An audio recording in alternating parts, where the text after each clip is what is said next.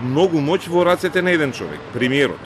Ова е главната експертска критика на реформските закони за тајните служби, со кои се предлага директорот на новата Агенција за национална безбедност да го предлага председателот на владата, кој истовремено би го водел и Советот на координацијата на разузнавачката заедница во државата, во кое тело нема да биде председателот на Македонија, ниту пак директорите на Бирото за јавна безбедност, финансиското разузнавање и финансиската полиција.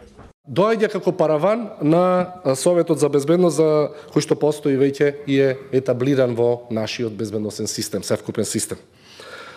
Исто така, со членувањето или со председавањето со истиот на премиерот, че не одиме поименично, одиме на премиерот, како што кажа колегата Богоевски, дека тоа ќе биде за долг временски период направено, едноставно сметам дека премногу инструменти добива самиот премиер во рацете.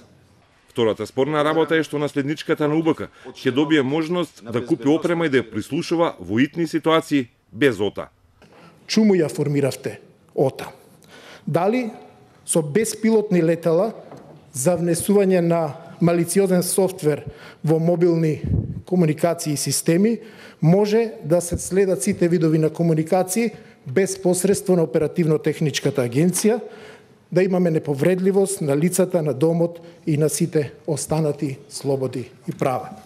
Поранешниот министер Оливер Андонов објаснуваше дека моќта на едно место не е соодветна и се пофали дека на екс-функционер, сега бегалец од државата, му укажал на слична грешка.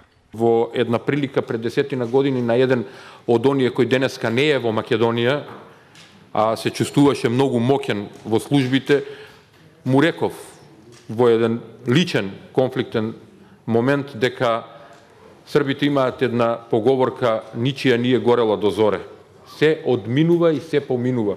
Државата и татковината треба да останат. Представниците на власта тврдеа дека реформските закони добиле позитивни оценки од меѓународната ДИКАВ, иако и пратениците Павле Богоевски и Фросина Ременски имаа дилеми за дел од решенијата. Се бараше и подолг период за разгледување на законите.